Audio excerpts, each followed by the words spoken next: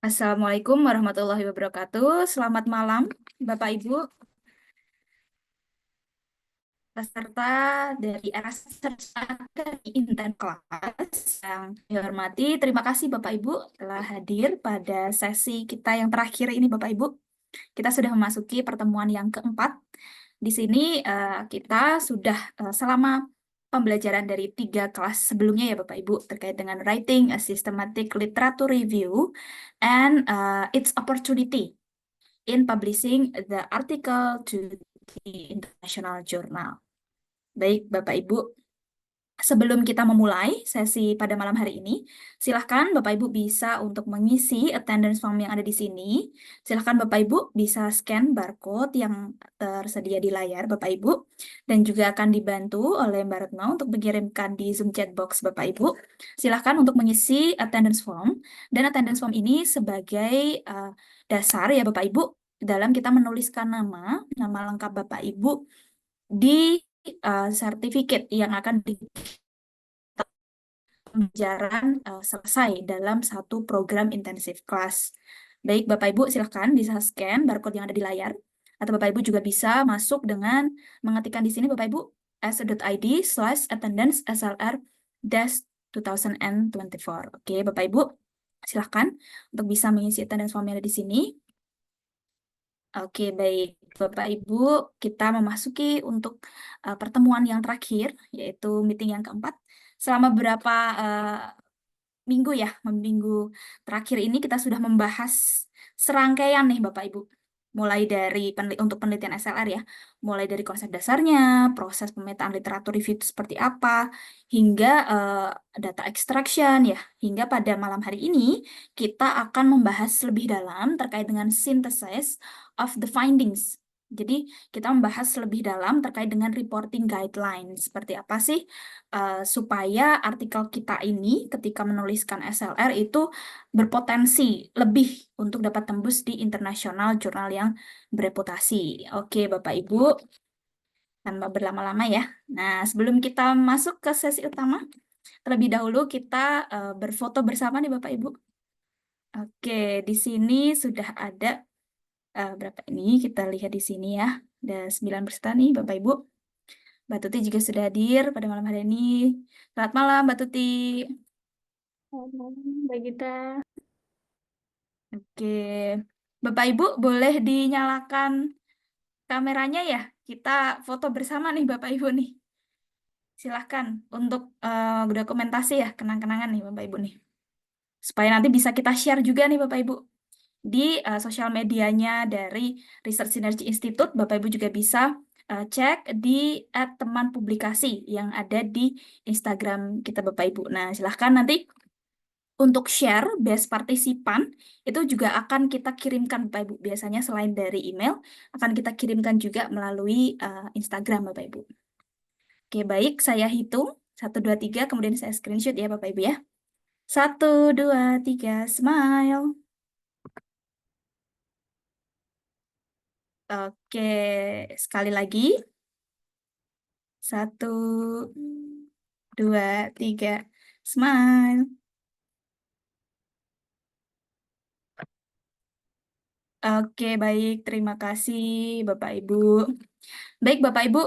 Nah, karena kita pertemuan yang terakhir nih Bapak Ibu, eh, kita bermaksud untuk meminta feedback nih Bapak Ibu dari Bapak Ibu sekalian. Menurut Bapak Ibu, bagaimana jalannya program selama ini dan juga mungkin ada masukan-masukan yang diberikan dan juga kesan-pesan selama mengikuti program dalam kurun waktu 1 bulan ini ya Bapak Ibu ya. Nah, di sini mungkin Ibu Widya, halo. Assalamualaikum Mbak Gita. Waalaikumsalam Bu. Baik, maaf saya lagi tidak memungkinkan membuka konferensi. Siap, boleh Ibu. Feedbacknya ya, oke. Mungkin saya termasuk salah satu dari teman-teman yang mengikuti dari awal, meskipun tidak lengkap ngumpul tugasnya. Tapi menurut saya pribadi, apa yang dijelaskan oleh mentor sekaligus apa yang teman-teman admin sudah mampu untuk akomodasi itu sangat sudah ini ya, sudah bagus sekali. Terutama ketika kita belum jelas beberapa materi itu sangat apa ya, sangat sabar gitu ya menjelaskan dengan pertanyaan yang mungkin kadang berulang kali dipertanyakan tapi masih diupayakan untuk menjawab. Nah, itu kan kadang pemahaman orang beda-beda ya. Tapi dari tim dan dari mentornya juga sangat sangat menjawab dengan jelas gitu. Itu sangat membantu. Nah, kemudian dari segi tugas-tugas itu juga mampu ngelit kita ya, Bu Gita ya, ngelit kita dalam arti bagaimana step by step untuk membuat systematic literature review itu. Jadi tidak hanya menjelaskan, tapi kita juga dapat gambaran meski memang belum final gitu ya sifatnya. Nah, itu juga sangat membantu kita dan mungkin ke depannya jika ada pelatihan atau webinar gitu ya yang sejenis yang mungkin mampu mengakomodasi teman-teman di sini juga bisa diinformasikan lebih lanjut mungkin untuk mendalami proses pembelajaran kita dari hari pertama gitu, Mbak. Demikian, Mbak. Terima kasih. Baik, terima kasih banyak Bu Widya. Terima kasih banyak atas masukan-masukannya. Tentu saja kita untuk informasi-informasi yang terbaru nanti tahun 2025 kita akan banyak sekali program-program yang lainnya ya Bapak Ibu ya. Nanti pasti kita akan share-share juga di grup. Baik, terima kasih sekali lagi Bu Widya. Oke, baik. Ini kalau dari sisi eh, ibu-ibu ya, dari sekarang dari sisi bapak-bapak nih. Boleh tadi yang sudah sempat on cam nih, Pak Sahabudin Latif, Bapak Iya ya, Adit. Nah, kalau menurut saya sih ini boleh on cam Bapak? oh ya, Siap, terima kasih ini Bapak. ya, eh, menurut saya ini eh, saya banyak belajar di pelatihan ini. Eh, saya pernah mengikuti beberapa pelatihan yang tentang SLR ini, namun di sini banyak yang barulah pengetahuan baru yang saya baru tahu dan menurut saya eh, ini memang kualitasnya bisa tembus ke jurnal-jurnal yang bereputasi tinggi dan eh, apa ya ada kekurangan kami dalam hal penguasaan fitur-fitur yang AI misalnya atau yang kemarin dijelaskan kita belum bisa coba karena tidak punya akun yang ya mungkin berbayar lah kayak seperti begitu. Dan kesimpulan saya ya bagus dan saya berharap nanti ada info-info kalau ada pelatihan-pelatihan yang lain. Saya kira cukup. Terima kasih. Baik, terima kasih banyak Bapak. Terima kasih. Alhamdulillah nih Bapak Ibu, jika program yang kita sudah laksanakan nih Bapak Ibu dalam kurun waktu 1 bulan ini, mudah-mudahan bermanfaat ya untuk Bapak Ibu. Dan juga terima kasih banyak nih kepada Mbak Tuti. Ternyata Alhamdulillah bermanfaat Mbak Tuti dan Mbak Tuti ini sabar sekali dalam apa namanya memberikan panduan ya, bisa step by step yang apa namanya awalnya mungkin tidak paham sama sekali nih Bapak Ibu. Saya sendiri mengikuti sejak awal jadi lebih paham oh secara rinci step by step seperti apa dalam membuat systematic literature review itu. Baik, terima kasih banyak. Kemudian kita masuk ke sesi inti. Tanpa berlama-lama kepada Mbak Tuti dipersilahkan. Ya, terima kasih sekali Mbak Gita.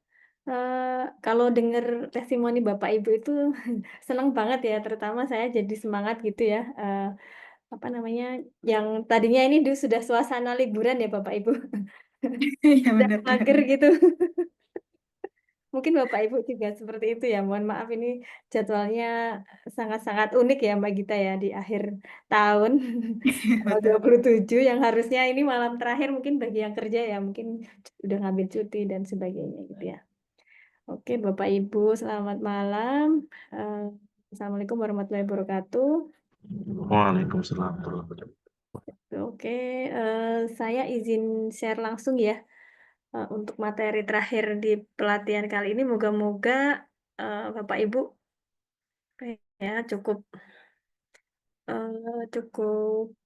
dapat gambaran secara keseluruhan ya tentang proses penulisan systematic literature review. Karena kan kalau kemarin kita baru membahas tentang metode ya. Mungkin yang kali ini kita akan belajar apa ya, tentang penulisan result, kemudian dan discussion sekaligus. Jadi nanti harapannya dari awal pertemuan hingga akhir ini tuh sudah full gitu ya, semuanya sudah disampaikan tentang penulisan SLR ini.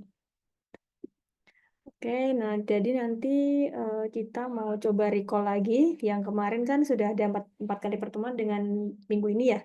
Yang pertama kita dulu belajar tentang bagaimana cara memformulasikan pertanyaan riset question, pertanyaan riset kita. Kemudian bagaimana caranya, strategi seperti apa sih yang digunakan untuk mencari keyword. Kemudian keyword-keyword apa aja yang harus kita gunakan untuk mencari jurnal-jurnal yang ada di database. Kemudian bagaimana cara menseleksinya, bagaimana mengekstraksi datanya menggunakan bantuan AI ataupun bisa menggunakan Mendeley ya Bapak Ibu ya. Kemudian yang terakhir adalah bagaimana cara mensintesis temuan kita dan mengikuti ya reporting guideline yang ada atau Prisma yang kita gunakan. Kemudian untuk perjalanan dari kemarin ya hingga saat ini kan tadi sudah disebutkan ya, riset question itu isinya ada bisa berupa study aim kita, tujuan riset kita apa, kemudian metodologi apa yang akan kita gunakan, studi sampelnya apa, kemudian outcome-nya apa. Kemudian question formulation-nya itu ada macam-macam, ada yang pakai Pico, ada yang pakai Pestle, ada yang pakai beberapa macam yang saya sudah sebutkan di pertemuan sebelumnya ya. Nah, kemudian appraisal of quality and relevance. Apakah relevan ya? Relevan studi kita tuh relevan dengan riset question kita. Kalau misalnya relevansinya tidak nyambung dengan riset question, tentu kita akan mengalami kesusahan ya untuk menulis SLR itu sendiri. Kemudian validitas dari studi itu, misalnya metode yang diaplikasikan atau yang kita gunakan apakah sudah sesuai atau tidak, itu perlu dipertanyakan juga untuk meningkatkan kualitas dari tulisan SLR kita. Kemudian metode yang digunakan yang berkaitan dengan review questions ataupun question formulation itu apakah seiring atau tidak ya dengan riset question kita, dengan aim of study kita gitu. Jadi kalau misalnya tidak relevan ketiga ini, tidak valid, tidak relevan, tentunya hasil SLR kita juga tidak berkualitas gitu ya Bapak Ibu ya. Oke, kemudian melanjutkan dari pertemuan kemarin, kalau kemarin kita belajar menulis metodologi ya Bapak Ibu, nah sekarang kita belajar menuliskan result atau membuat flowchart yang ada. Nah, kemarin kan sudah ditanyakan ya oleh, saya lupa Bapak siapa, mohon maaf ya, apa bedanya antara satu flowchart dengan flowchart yang lain ya Pak ya. Nah, di sini saya berikan satu contoh aja, di sini kita menggunakan database dan register ya. Nah, di sini ada 3 macam step yang harus kita tuliskan ya dalam flowchart SLR kita di bagian result. Di situ identification. Identification di sini itu menuliskan berapa macam database ataupun registry website yang kita gunakan, kemudian jumlah dari database yang kita dapatkan itu berapa gitu ya.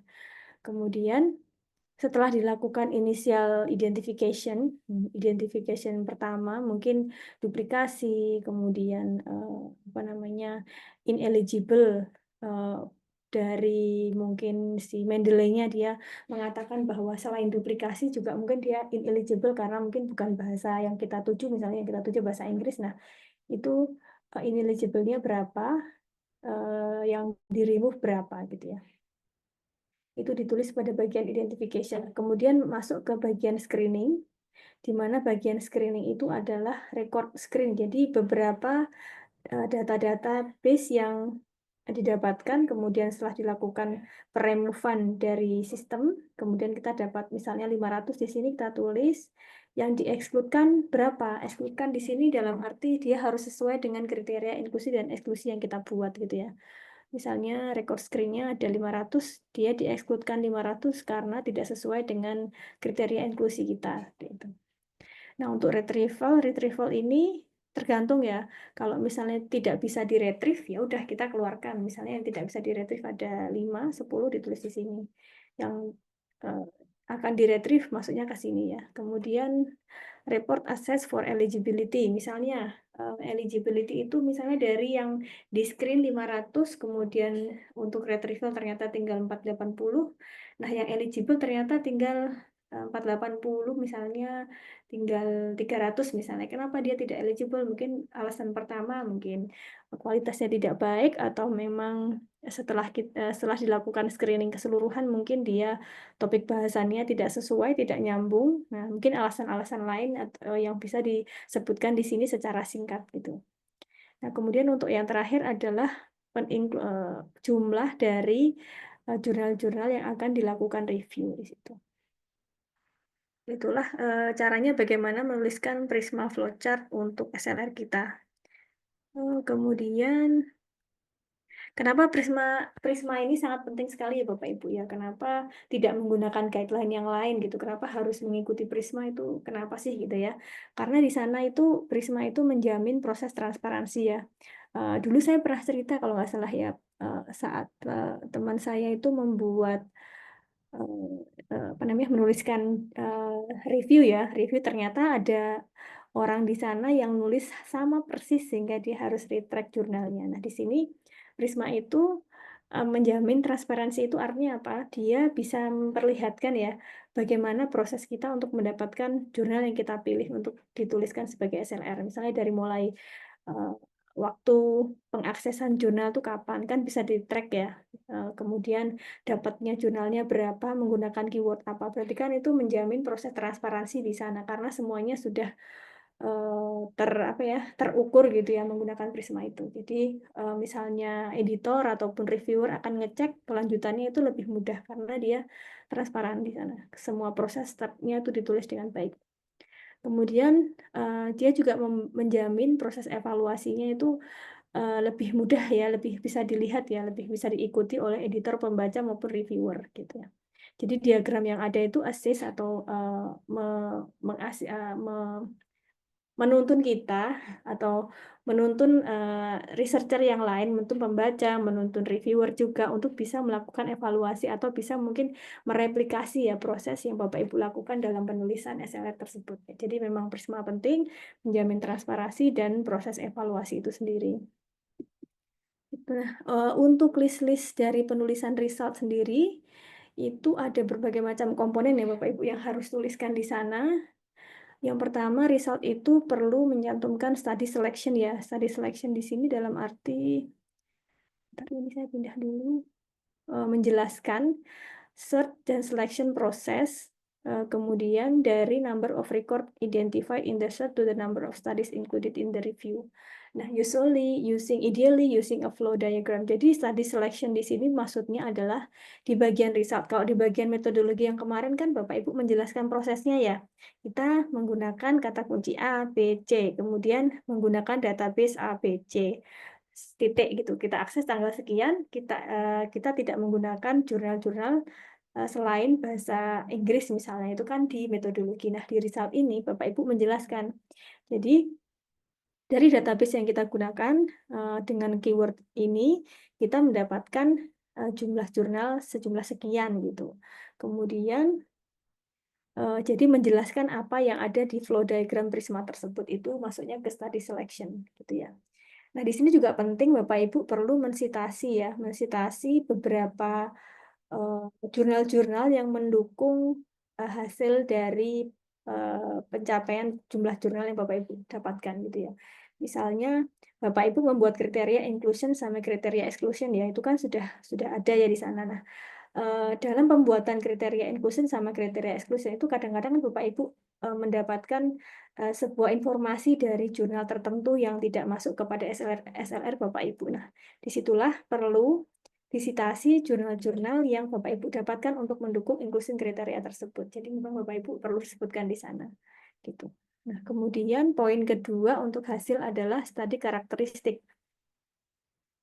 Jadi studi karakteristik ini bermacam-macam ya. Kalau mungkin bisa langsung mencoba contohnya itu mungkin seperti ini ya. Jadi karakteristik studi mungkin. Jadi kan Bapak Ibu nanti di result akan menulis tentang study selection. Nah, di sini di sini menggunakan PubMed dan Web of Science gitu ya. Dia yang dicari dalam kurun waktu sekian untuk mendapatkan hasil sekian ya di sini artikel.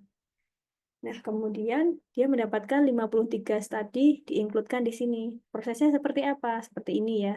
Nanti bisa dijelaskan di kalimat setelah result ini pun boleh gitu ya. Nah, kemudian karakteristik di sini diantaranya adalah poin-poin penting yang Bapak Ibu dapatkan dari jurnal-jurnal yang Bapak Ibu sudah cari. Di sini kan ada 53 ya. Nah, dari 53 jurnal itu karakteristik apa yang bisa Bapak Ibu highlight ya? Bapak Ibu bisa laporkan itu di jurnal tersebut. Misalnya di sini dia dapat 53 jurnal yang di sana itu rata-rata memiliki informasi tentang mortality rate misalnya. Kemudian yang kedua, di sini dia menceritakan tentang antifungal susceptibilities. Jadi kesamaan dari 53 itu kita cari karakteristiknya apa yang bisa kita ceritakan di bagian result. Kemudian selain itu dia juga bercerita tentang mungkin annual incident global distribution. Nah, distribution data di situ juga dia tulis. Di sinilah yang dimaksud dengan studi karakteristik gitu ya. Untuk menuliskan studi karakteristik itu otomatis tidak hanya jurnal-jurnal yang kita dapatkan dari SLR saja Bapak Ibu. Jadi nanti mungkin ada jurnal-jurnal pendukung yang perlu disitasikan di dalam paper SLR Bapak Ibu semua. Nah, kemudian poin ketiga adalah risk of bias in study. Jadi risk of bias of study itu menceritakan bagaimana studi bias itu dia menggunakan sebuah metode apa di sana. Ini contohnya seperti ini ya Bapak Ibu. Misalnya di sini risk of bias assessment dia menggunakan sebuah alat ya, sebuah tool namanya risk of bias tool for randomized trial version 2 atau ROP2 tools. Jadi di toolsnya ini tuh membantu check and recheck bagaimana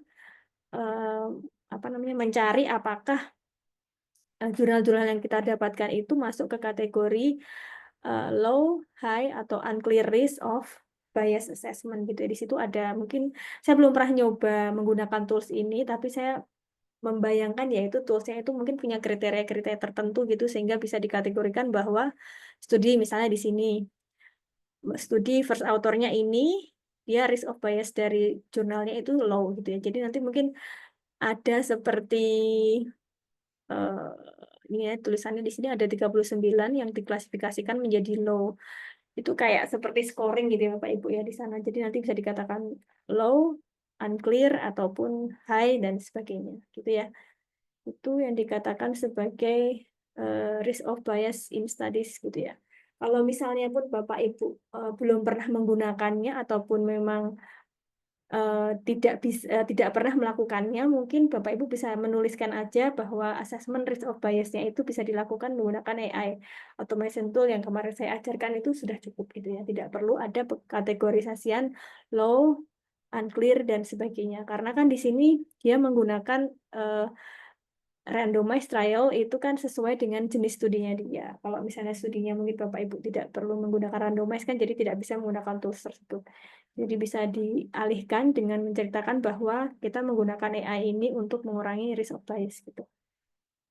Ya, kemudian poin keempat adalah result of individual studies for all outcome present for each study. Mungkin summary statistik. Jadi seperti tadi ya, selain karakteristik yang kita ceritakan, mungkin juga dia menceritakan tentang temuan-temuan yang berkaitan dengan studi kita.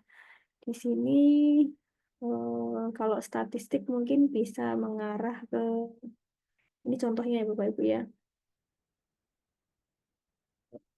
Maaf, ini di sini dia tidak mencantumkan ya, hanya karakteristik dari temuan-temuan jurnal yang dia dapatkan. Jadi tidak menceritakan tentang adanya summary statistik gitu ya. Dia tidak menceritakan, itu pun tidak masalah ya karena sudah ada di studi karakteristik itu sendiri. Di sini misalnya ada effect estimate and its precision, misalnya confidence credible interval ideally using structure table or plot. Jadi tidak selalu SLR itu menceritakan tentang ini ya Bapak Ibu, karena sudah di cover di studi karakteristik seperti itu. Tidak perlu individual study dibahas satu persatu gitu, karena di karakteristik itu nanti justru malah ketahuan nanti polanya seperti apa gitu. Nah, kemudian tapi jika misalnya memang membutuhkan result of individual studies, jadi Bapak Ibu perlu menuliskan di sana gitu. Nah, selanjutnya untuk poin selanjutnya adalah result of synthesis. Result of synthesis itu ada macam-macam poinnya, karakteristik dan risk of bias summary. Summary seperti tadi bisa masuk ke kategori risk of bias juga. Result of statistik jika memang studinya tidak bercerita tentang statistik pun jadi tidak perlu distatistikkan gitu ya Bapak Ibu ya. Kemudian possible cause of heterogeneity. Jadi di sini menceritakan tentang investigasi of full cause of heterogeneity among study. Jadi kalau misalnya memang ada sudah disebutkan di karakteristik tersebut pun di sini possible cause of heterogeneity-nya nggak perlu ditulis gitu ya. Kemudian sensitivity analisis juga. Gitu. Nah, kemudian poin selanjutnya adalah reporting bias. Sudah ada di risk of bias gitu ya. Bisa misalnya tidak menceritakan pun tidak apa-apa Bapak Ibu, karena ada beberapa paper yang memang tidak menceritakan tentang risk of reporting biasnya itu juga nggak ada gitu ya. Jadi memang dengan ditulisnya risk of bias in studies itu rasanya sudah cukup ya gitu. Kemudian certainty of evidence ini juga mungkin bisa diceritakan berdasarkan dari karakteristik study of karakteristik tadi, karena sudah mensitasi masing-masing jurnal yang Bapak Ibu dapatkan, kemudian mensitasi juga jurnal dari pendukung inklusi dan eksklusi kriteria Bapak Ibu semua. Itu untuk penulisan riset. Kemudian untuk discussion-nya sendiri, kita masuk ke discussion sekarang. Untuk discussion sendiri di sini Bapak Ibu ada 4 poin saja sebetulnya yang patut ya ditulis dalam part discussion. General interpretation itu seperti biasa. General interpretation itu maksudnya di sini misalnya kandida albikan itu merupakan jamur yang cukup penting, jadi hanya informasi general saja yang perlu diceritakan di awal paragraf discussion gitu ya. Kemudian limitation of the evidence, jadi limitasi dari studi yang Bapak Ibu lakukan. Kalau ini kan selanjutnya paragraf selanjutnya adalah bercerita juga tentang kondisi kandida ya, kondisi secara umum. Kemudian, nah ini mulai masuk ke limitasi nih Bapak Ibu. Jadi kalau yang di sini paragraf pertama hingga ini itu menceritakan tentang yang namanya general interpretation ya, apa yang didapat, kemudian informasi tentang kandida itu seperti apa, maksudnya ke atas ini. Nah, kemudian selanjutnya dia bercerita tentang limitation ya. Our review is subject to several limitation that must be acknowledged. Nah, ini Bapak Ibu. Jadi di sini limitation of the evidence itu perlu diceritakan ya. First, there may be publication bias. Nah, itu sudah pasti ya Bapak Ibu, karena jurnalnya sangat banyak sekali, pasti bias itu pasti ada. Kita nggak bisa tidak bisa apa ya sampai bersih nggak ada biasnya, itu nggak mungkin ya. Jadi di situ mungkin diceritakan publication bias. Kenapa? Because we did not retrieve studies on epidemiology and antifungal. Jadi tidak meretrieve jurnal-jurnal yang ada pada topik tertentu. Nah, kenapa sebabnya? Mungkin diberikan alasan di sini. Alasan pertama apa, alasan kedua apa, dan ketiga apa. Sehingga perlu menceritakan apa sih yang harus dilakukan untuk mengurangi limitasi tersebut gitu. Itu limitasi of evidence ya. Kemudian limitasi of review process. Limitasi of review process di sini dia tidak menceritakan ya limitasi of review proses, itu juga bisa diceritakan sebetulnya. Misalnya Bapak Ibu saat review proses itu apa yang menyebabkan Bapak Ibu mendapatkan bias yang cukup besar ataupun mendapatkan hasil yang dikatakan tidak representatif misalnya, itu mungkin bisa diceritakan di sana. Mungkin karena keyword yang dipilih kurang maksimal, atau mungkin studi yang memang Bapak Ibu lakukan itu belum banyak yang melakukannya kah, atau mungkin karena ya banyak faktor yang Bapak Ibu bisa ceritakan di sana ya. Itu bisa diceritakan juga. Nah, selanjutnya adalah implication. Implication ini sangat penting Bapak Ibu, karena di sana Bapak Ibu melakukan perangkuman seluruh jurnal yang sudah didapatkan, kemudian dibuat sedemikian rupa, dicari gapnya, kemudian dicari nanti ke depannya harus seperti apa, kemudian apa yang bisa saya sarankan untuk pembaca, seperti itu sangat dibutuhkan di dalam discussion ya. Itu discussion apapun itu, mau systematic literature review, mau jurnal apapun itu, yang namanya discussion, part terakhir itu memang benar-benar part yang merupakan part yang cukup penting, karena di sana itu menceritakan implication dari hasil yang dilakukan di jurnal dilakukan di jurnal tersebut. Jadi di sini diceritakan this review has helped to inform. Jadi dia melakukan apa, review ini tuh ngapain gitu ya. Kemudian implikasinya apa? This include accurate estimate of disease burden. Nah, kemudian di sini dia bisa menceritakan tentang gap-nya dan improve systemic surveillance. Nah, apa yang dilakukan ke depannya? Semoga dengan adanya SLR ini itu bisa mengimprove systemic surveillance of emerging antifungal resistance. Seperti itu. Disitulah 4 poin penting yang wajib dituliskan dalam discussion part. Oke, kemudian part terakhir nih Bapak Ibu, sebetulnya banyak sekali penulis-penulis jurnal yang kadang-kadang menyepelekan informasi-informasi penting yang wajib ditulis ya Bapak Ibu ya. Jadi di sini ada registration and protocol yang dulu di awal sekali saya ceritakan perlu didaftarkan gitu ya. Kemudian support di sini itu dalam artian hibah ya Bapak Ibu. Mungkin Bapak Ibu dapatkan hibah untuk melakukan studi tersebut, itu juga perlu dideklar di body dari jurnal tersebut. Nah, competing interest saya dulu pernah cerita juga ini sangat penting. Nah, selanjutnya adalah available of data, kode atau other materials. Mungkin kalau riset original mungkin ada ethical clearance, nah itu juga perlu disebutkan di sana. Untuk kalau kita lihat di sini, di contoh paper ini ada penyebutan acknowledgement. Nah, acknowledgement itu biasanya dituliskan Bapak Ibu untuk menyebutkan dapat hibah dari mana dia, kemudian mungkin mendapatkan pendanaan dari mana. Nah, selanjutnya, kontributor information ini tidak selalu di setiap jurnal membutuhkan ya, tapi yang paling dibutuhkan adalah author contribution ini. Jadi author contribution ini sangat penting dan mesti jurnal-jurnal yang sangat terkenal tuh biasanya dia concern di bidang ini. Jadi dia punya tata cara khusus ya penulisan. Kalau di jurnal ini saya nggak tahu jurnal apa ini ya. Bentar. Ini jurnal medical mycology ya. Medical mycology itu kalau nggak salah Q2, Q1 saya lupa ya. Q2 kalau nggak Q1. Itu dia cara penulisannya memang agak sedikit berbeda ya Bapak Ibu dengan jurnal-jurnal yang ada di Elsevier atau mungkin Science Direct ya. Jadi di sini dia tidak menggunakan tata cara penulisan contribution sesuai dengan yang ada di aturan kredit gitu. Jadi dia lebih memilih tulisannya seperti ini. Jadi nama, kemudian tulisannya seperti ini hingga banyak sekali ya Bapak Ibu. Gitu. Jadi begitu untuk other information yang Bapak Ibu bisa tulis.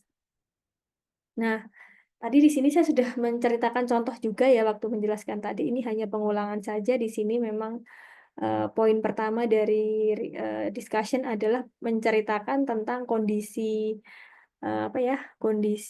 umum ya atau general interpretation dari bahasan SLR kita. Terus selanjutnya ini tadi sama ya kalau nggak salah ya, limitasinya apa, terus kemudian apa yang bisa diceritakan di sana, kemudian future implication ya diceritakan di situ juga.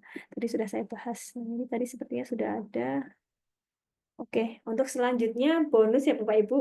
Untuk ethical consideration di sini saya harapkan belajar di sini tidak hanya mempelajari tentang bagaimana penulisan SLR saja, tapi juga ada pesan moral ya yang ingin saya juga sharing ke Bapak Ibu semua, karena penulisan jurnal itu memang sebaiknya bisa reproducible dan bisa transparan gitu ya, terutama SLR dan juga original riset yang lain itu sebaiknya transparan, karena once data itu tidak transparan dan tidak reproducible itu berarti kita tidak menuliskan sebuah jurnal yang mendidik ataupun yang baik untuk dibaca oleh pembaca jurnal seperti itu. Nah, kemudian sebaiknya jurnal yang kita tuliskan itu memang menghindari bias yang ada. Jadi caranya gimana? Dengan cara melakukan comprehensive research, comprehensive search. Jadi kita menggunakan kata kunci yang cukup representatif gitu ya, seperti yang sudah saya sampaikan di pertemuan sebelumnya. Kalau terlalu banyak itu nanti gimana caranya, kalau terlalu sedikit gimana caranya, dan kalau bisa proporsional, komprehensif gitu ya. Jadi untuk mencari yang komprehensif kita perlu sering melihat paper ya Bapak Ibu, paper yang membahas tentang studi kita itu biasanya menggunakan keyword apa saja sih, atau keyword apa saja yang cukup dikenal atau gampang saat kita lakukan Google Search itu yang keluar tuh biasanya yang apa mana gitu. Jadi itu bisa membantu kita untuk mencari search atau kata kunci yang komprehensif. Kemudian untuk mengurangi bias itu juga Bapak Ibu bisa mendeklar konflik of interest gitu ya, karena kalau tidak ada konflik of interest, nah banyak sekali sebetulnya kejadian-kejadian di Indonesia yang kadang-kadang itu memang konflik of interest ya seharusnya ya. Misalnya dia tidak berkontribusi menulis tapi namanya ada di sana. Itu kan sebetulnya tidak boleh ya Bapak Ibu. Secara aturannya itu dia tidak ada kontribusinya, dia namanya nggak usah ditulis gitu. Terus kemudian selain mengurangi bias juga, accurate and honest reporting itu juga perlu karena akurat sama reporting yang jujur itu terkait dengan data integrity dan terkait dengan plagiarism juga. Kalau tidak salah baru-baru ini itu kalau nggak salah kemarin itu saya baca ada kasus plagiarism ya kalau nggak salah, sebentar ya saya cek dulu. Jadi di sistemnya si jurnal MDPI itu dia tidak terdeteksi plagiarism. Jadi plagiarismnya itu hanya 8% gitu ya. Tapi setelah dicek oleh eksternal dari orang-orang yang memang pengen ngecek gitu ya, ada orang yang kebetulan ngecek, didapatkan biasnya itu 80% ya Bapak Ibu. Jadi ini ada salah satu peneliti, dia menggunakan alamat di Taiwan. Ini kalau nggak salah dia sudah cukup heboh ya kasusnya di X beberapa minggu yang lalu. Dia akhirnya melayangkan surat pernyataan mengakui tindak plagiarism gitu ya. Dia melakukan penulisan systematic review juga yang dipublish di MDPI. Dia mencatut beberapa nama individu atau institusi tertentu tanpa sepengetahuan dan persetujuan mereka. Ini dari surat pernyataannya beliau ya. Jadi ada dari BRIN, dia catut, dari Universitas Negeri Semarang, UNS, Universitas Pertamina, bahkan Kanazawa University, bahkan university di Korea juga dia catut. Kemudian yang membuat saya sedih itu ya, jadi dari MDPI-nya itu dia tidak bisa mendeteksi plagiarism sebanyak hanya 8%. Padahal kalau eksternal yang ngecek itu 80% plagiarism. Itu ya akhirnya terindikasi bahwa penulis tersebut itu merupakan seorang yang memproduksi jurnal jurnal. Jadi kayak joki jurnal gitu ya ibaratnya. Nah, itu. Jadi akhirnya dia menuliskan surat pernyataan, kemudian jurnal yang sudah dipublish itu akhirnya di-retract, tidak bisa diterbitkan. Ini padahal di jurnal ternama ya MDPI itu cukup terkenal ya Bapak Ibu, karena banyak jurnal-jurnal MDPI yang mungkin sudah masuk Scopus Q1 gitu ya, tapi ada beberapa institusi, contohnya di BRIN itu tidak mengakui bahwa MDPI itu tempat untuk publikasi yang cukup bagus gitu ya, walaupun dia Q1 gitu, karena ya itu tadi mungkin ada kondisi-kondisi di MDPI, saya tidak menjelekkan nama MDPI ya, ini hanya contohnya, ada kondisi-kondisi tertentu di mana publisher-publisher itu memang kan dituntut untuk melakukan publikasi yang cukup banyak ya, jadi dia mencoba memberikan diskon-diskon khusus, kemudian memberikan peluang-peluang kepada penulis. Nah, akhirnya beberapa dari mereka itu yang mungkin berbuat curang, mungkin bisa dengan cara membayar, akhirnya jurnalnya bisa masuk gitu. Nah, itu. Jadi di situ ada satu kejadian tentang plagiarism di situ. Jadi memang akurat sama honest reporting itu sangat penting ya Bapak Ibu, integritas data itu. Terutama kalau misalnya Bapak Ibu saat ini kan sedang trending yang namanya open science ya Bapak Ibu. Bukan saya mau mengiklankan F1000 ya. F1000 dari Taylor and Franchise, tapi memang F1000 itu memberikan gebrakan terbaru di dunia publishing ya, publishing jurnal, bahwa transparansi atau data integrity itu sangat penting. Jadi di open science Bapak Ibu itu bisa melihat gitu ya. Ketika Bapak Ibu submit di F1000, Bapak Ibu itu bisa melihat data, raw data Bapak Ibu semua itu bisa diakses gitu ya. Jadi di situ reporting, Anas reportingnya ada di sana. Terus kemudian proses dari apa namanya reviewing juga bisa dilihat di sana. Gitu. Jadi memang cukup bagus, Open Science saat ini cukup bagus. Moga-moga banyak dari beberapa publisher yang bisa mengikuti itu. Supaya nanti memang jurnal yang diterbitkan betul-betul bermutu gitu ya, tidak misleading kepada pembacanya gitu. Saya pernah waktu itu membaca jurnal dari sekelompok ilmuwan di India yang cukup terkenal dan dia publikasi jurnalnya sangat banyak, sangat terkenal. Nah, ketika kolega saya datang itu dari New Zealand, itu kebetulan beliau sangat ahli di bidangnya itu. Dia melihat saya mensitasi jurnal si orang India tersebut, kemudian dia bilang, ini salah gitu. Terus saya kemudian apa ya menjawab, loh, dia kan emang ahli juga kan, sudah banyak jurnal-jurnal yang dia terbitkan kok, kenapa salah gitu. Jangan lihat sebanyak apa jurnal yang dia dapat, tapi jurnalnya itu benar-benar sesuai enggak gitu, sesuai enggak dengan yang kaidah yang betul. Ternyata betul, yang kolega saya dari New Zealand memang yang dipublikasikan oleh orang-orang ilmuwan dari India itu memang ada yang salah. Nah, inilah yang misleading sehingga saya harus mengulang penelitian saya dari awal seperti itu. Nah, jadi moga-moga dengan adanya accurate sama honest reporting ini, Bapak Ibu bisa menjaga integritas data dan menjaga supaya tidak terjadi plagiarism dan tidak membuat orang lain mislead ya, seperti saya harus mengulang dari awal gitu. Kemudian respect for original author. Jadi kebanyakan kalau saya lihat ya Bapak Ibu, banyak dari mahasiswa-mahasiswa saya itu yang kadang-kadang dia tidak melakukan citasi reference yang betul gitu ya. Kadang-kadang dia tidak mensitasi jurnal aslinya, dia hanya mengambil review yang dia baca gitu tanpa melihat review itu sebetulnya ngambil dari mana sih. Nah, sebetulnya yang harus kita citasi adalah jurnal asal di mana review itu dibuat. Jadi memang kita harus respect, yang memberikan respect kepada penulisnya dengan cara proper acknowledgement. Itu artinya kita memberikan rasa terima kasih kita kepada orang-orang yang memang membantu kita, itu namanya proper acknowledgement. Mungkin menuliskan di acknowledgement tentang fundingnya siapa, kemudian siapa yang membantu, itu kita perlu ditulis di sana. Kemudian no misrepresentation, artinya ya tadi citasinya harus betul gitu ya. Nah, kemudian selanjutnya handling duplicate publication. Jadi di jurnal-jurnal tertentu Bapak Ibu itu kadang-kadang memiliki aturan ya, saat sudah jurnal itu diterbitkan, nanti itu Bapak Ibu saat menyebarkan jurnal itu caranya seperti apa, itu ada tata caranya sendiri ya.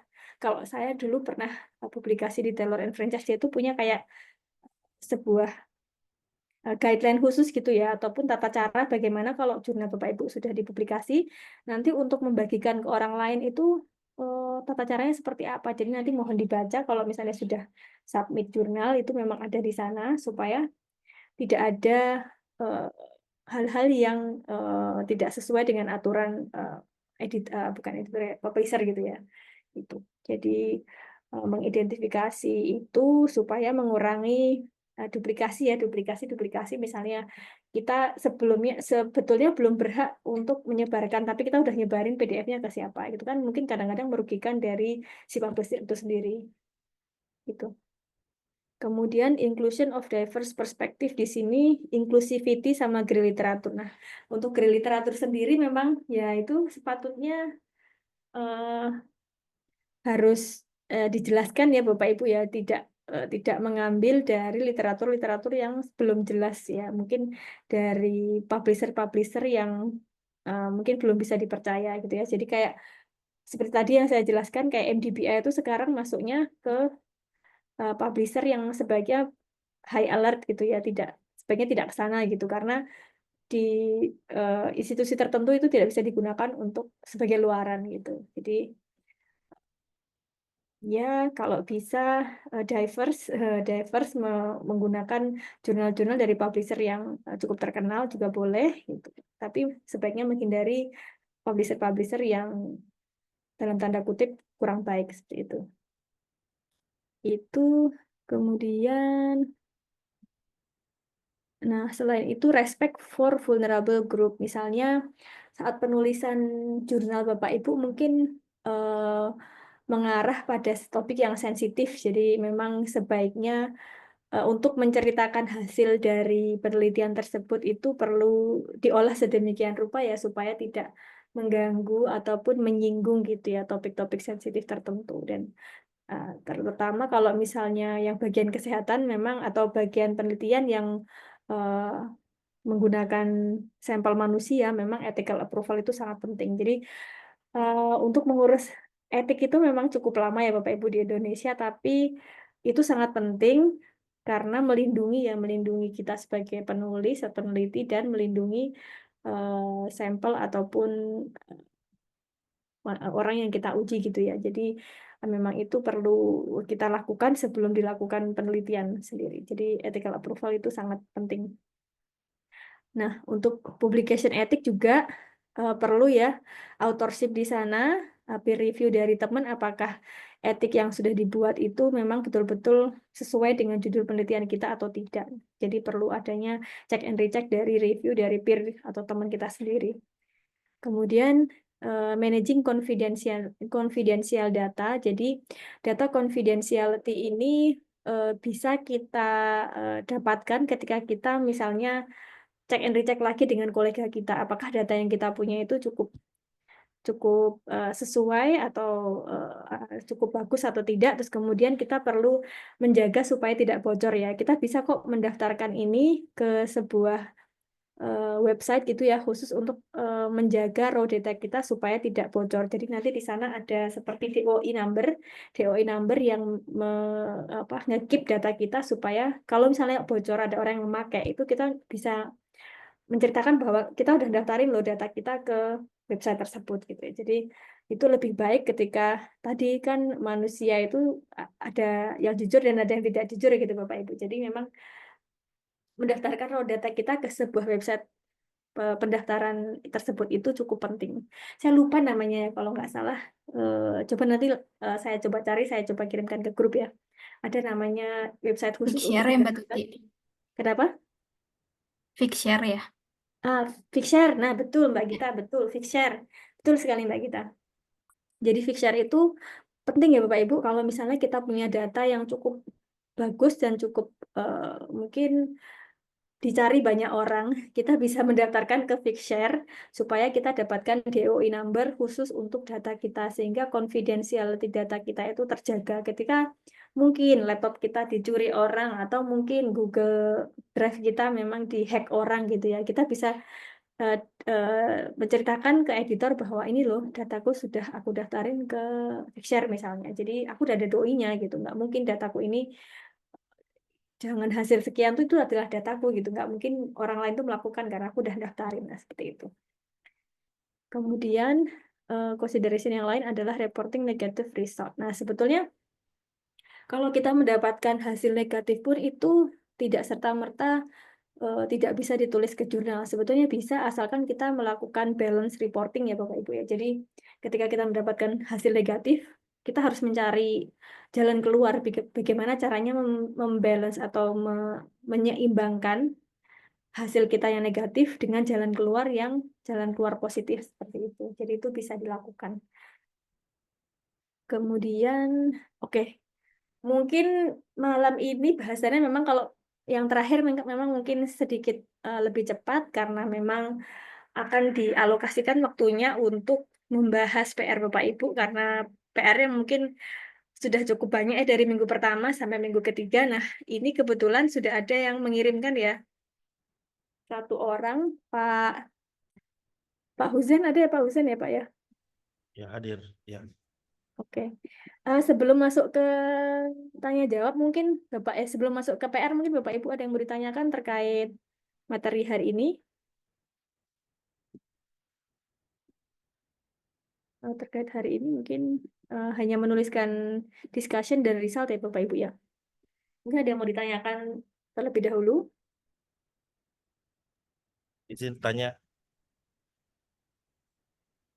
Boleh Pak, yang bagian resultnya boleh coba deh. bagian result ya. Ya. Oke. Ya, ini saya lihat ada beberapa poin yang ada di resultnya itu beririsan dengan yang ada di metode ya, kayak Betul. bias itu gitu. Apa memang itu posisi tepatnya itu sebenarnya di mana atau bagaimana? Nah, ini pertanyaan bagus ya Pak Ibsen ya. Jadi sebetulnya di metode itu kan menceritakan ya Pak, caranya untuk melakukan studi risk of bias ya. Jadi misalnya saya menggunakan tools Ryan untuk cek and recheck jurnal-jurnal yang sudah saya dapatkan. Selain itu juga saya mengundang 2 kolega misalnya untuk melakukan studi risk of bias. Nah, di sini di result itu nanti diceritakan. Jadi penggunaan AI itu dan dengan mengundang 2 kolega lain, di situ kita melakukan recheck studi sebanyak ini dan kemudian ada beberapa studi yang kita exclude-kan seperti itu, Pak. Jadi mungkin bisa diceritakan itu. Jadi kalau di metode itu prosesnya, di resultnya itu adalah hasilnya, misalnya dari risk of bias itu berapa studi sih yang kita akhirnya ada proses dari risk of bias itu yang beberapa studi itu kita tidak gunakan gitu ya, atau mungkin ada beberapa studi yang itu tidak sesuai gitu. Atau mungkin bisa kita coba pakai ini Pak, yang tadi contohnya itu kan, sebentar, contohnya tadi itu ada di ini ya. Untuk di result sendiri dia menuliskan risk of bias-nya seperti ini, dia menggunakan scoring ya, menggunakan tools tertentu. Bentar. Ini ya. Nah, ini dia menggunakan scoring tertentu. Kalau di metodenya kan dia ceritanya seperti ini ya. Mari kita lihat. Study selection, study of risk of bias ya. Jadi, risk of bias assessment was performed for the included studies or relevant bias criteria, depending on the type of data extracted. Risk of bias tool for randomized trial version 2 tools was used to assess the randomized control trial study. Jadi di sini dia menceritakan tools apa yang dia gunakan dan bagaimana prosesnya itu ada di result.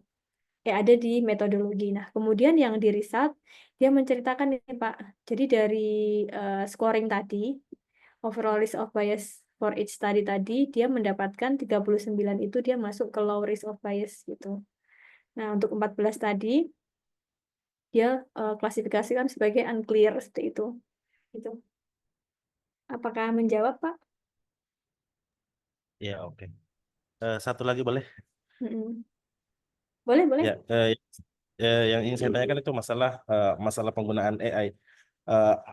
Apakah tidak ada masalah atau memang seharusnya kita menyampaikan kalau misalkan kita menggunakan beberapa tools AI, misalnya Skyspace gitu untuk membantu kita melakukan proses mencari konten atau mereview satu buah artikel gitu. Tidak masalah ya kalau selama ini yang perlu dideklarkan di apa namanya yang perlu dideklarkan di masing-masing publisher, yaitu kalau saya lihat penggunaan AI itu tidak boleh jika itu merujuk kepada misalnya untuk mendapatkan ide, nah itu nggak boleh. Tapi kalau untuk membantu sebagai automated tool saja untuk penseleksi ataupun penerjemah itu masih bisa ditolerir gitu, dan itu ada di deklarasi di jurnal-jurnal tertentu itu ada Pak. Dijelaskan pun tidak masalah Pak, karena kan memang risk of bias assessment itu kan memang perlu ya tools ya. Tools perlu, kecuali memang kita tidak bisa menggunakan tools-tools tersebut, jadi kita hanya mengundang kolega untuk melakukan assessment itu tidak masalah. Tapi kalau misalnya itu tools yang menggunakan bantuan AI memang perlu dijelaskan di metodologi, itu nggak masalah. Misalnya termasuk melakukan scoring, misalnya kayak tadi. Kalau ada scoring, misalnya ketika artikel ini tidak ada limitation-nya, saya kurangi skornya gitu. Itu di sini ini tadi menggunakan toolsnya, ada AI-nya bukan? Enggak ada AI-nya ya.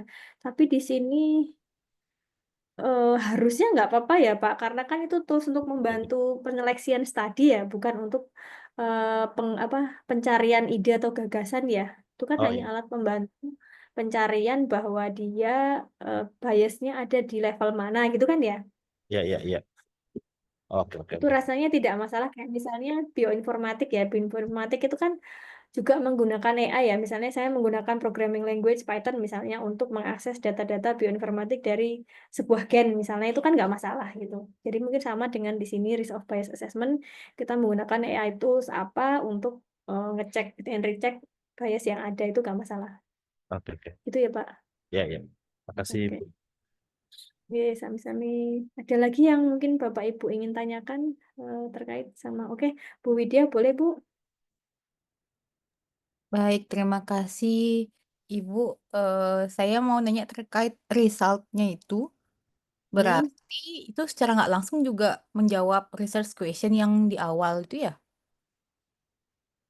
Research question di awal. Jadi research question di awal itu sebentar Bu. Jadi misalnya research question kita tentang population misalnya ya itu resultnya ya.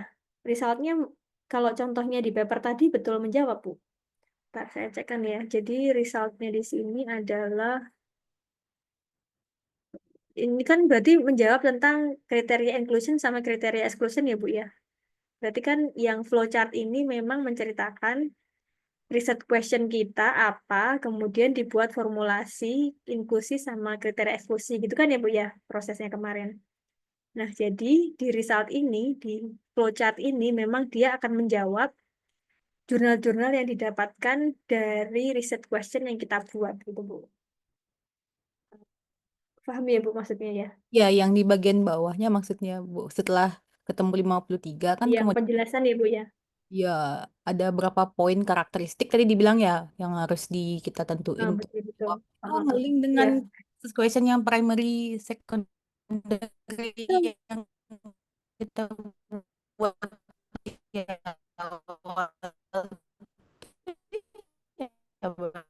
Halo, Ya. halo Bu Widya, ini saya yang nge-lag atau gimana ya Mbak Gita ya? Di Halo. media sepertinya Mbak Tuti. Oh, oke. Halo Oke Bu Bu Widya. Widya, saya paham Iya, Bu. Betul Bu, jadi mungkin bisa karakteristiknya itu bisa mengacu ke riset halo. secondary research question ya Bu, Bu Widya ya. Halo, ya Bu. Apakah terdengar Bu Widya? Halo Bu. Oh, Bu Widyanya kelempar. Oke, nanti kita Maaf, jawab saya kalau Bu Widya. kelempar kok. Oh iya. Ya, tadi pemain cadangan masuk lagi. Oke Bu, jadi betul Bu, bisa karakteristiknya itu bisa mengacu ke secondary research question yang Bapak Ibu sudah buat gitu ya Bu ya. Jadi malah justru terarahkan dengan baik ya Bu karakteristiknya apa gitu. Ada Bisa Bu, contoh bisa. nggak yang bisa menggambarkan itu? Mungkin dari sini ya Kalau ke ini nggak? kalau di sini kan tidak dituliskan secondary sama primary research question ya Bu ya. Jadi kita nggak bisa tahu kecuali misalnya di sini ya dia sudah mendaftarkan di Prospero ya Bu ya. Misalnya dia di sini sudah mendaftarkan di Prospero, nanti kita bisa ngecek nomornya Prospero berapa, kita cocokkan sama jurnalnya yang sudah terbit gitu. Dia Jadi, sesuai nggak dengan secondary sama primary research question-nya gitu. jadi research question-nya itu nggak dituliskan di artikel gitu ya, Bu ya? Enggak, dituliskannya dalam bentuk PICO, Bu. Yang akan ditulis di artikel tuh PICO-nya, bukan Oke, primary sama secondary question itu kan untuk mengarahkan kita supaya penelitian kita nanti flow-nya seperti ini loh, gitu. Jadi oke, oke. membantu kita juga untuk menuliskan discussion yang ada nantinya. Gitu, Bu Widya. Apakah sudah jelas, Bu? Iya, iya. Terima kasih. Oke, Udah Ibu, sama-sama. maaf saya agak terputus di sini. Iya, Oke, makasih. nggak apa-apa, Bu. Ya. Mungkin dari Bapak Ibu ada pertanyaan lagi selanjutnya sebelum masuk ke ada yang sudah mengirimkan ya. Terima kasih ya Pak Uzen ya sudah mengirimkan PR-nya ya. Walaupun di situ mungkin masih bahasa bahasa ChatGPT nggak sih Pak? Banget. Kelihatan ya Pak. Tapi alhamdulillah mungkin bisa membantu kita semua untuk membantu paham ya. Jadi ChatGPT itu sebetulnya ya kalau kita pinter untuk mengarahkan dia untuk berpikir itu hasilnya bisa dipercaya. Tapi kalau kita nggak pintar mengarahkan nanti hasilnya juga tidak bisa dipercaya seperti itu. Iya. Maaf saya cuma bentuknya juga itu eh, eh, kan kemarin juga diarahkan itu supaya minimal jadi template gitu dulu. Betul, betul, betul, Iya. betul. Sip, sip. Oke, jadi kalau nggak ada pertanyaan, kita langsung masuk ke tugas dari Pak Usen ya, Pak ya. Oke, Bapak Ibu, kita belajar juga sama-sama di sini yang maksudnya seperti apa ya, seperti tulisan kasar gitu ya, Pak ya, untuk SLR kita semua gitu ya. Judulnya di sini A Systematic Review of Heterogeneous Ensemble Learning Approaches for Object Detection and Classification. Oke aja lah ya Pak ya. Biasanya saya title itu biasanya terakhir Pak. Tapi kriteria paling utama yang perlu ditegakkan di title itu tidak boleh lebih dari 15 kata. Coba saya hitung ya. 1, 2, 3, 4, 5, 6, 7, 8, 9, 10, 11, 12, 13. Nice Pak, nice, nice. Oke. Selamat Abstraknya selamat. Abstraknya abstrak terakhir kan ya. ya, abstrak terakhir. Jadi systematic review di sini sudah kriterianya sudah sesuai dengan Prisma ya. Jadi ada tulisan yang mengatakan bahwa judulnya itu memang menceritakan tentang metodologi yang digunakan. Ini sudah cukup bagus, kurang dari 15 kata, oke. Terus introduction-nya mungkin juga Bapak bisa cerita nanti ya Pak ya. Iya. Terus kemudian kita Itu masuk. di intronya nanti itu yang masuknya RQ-nya kita kan Bu?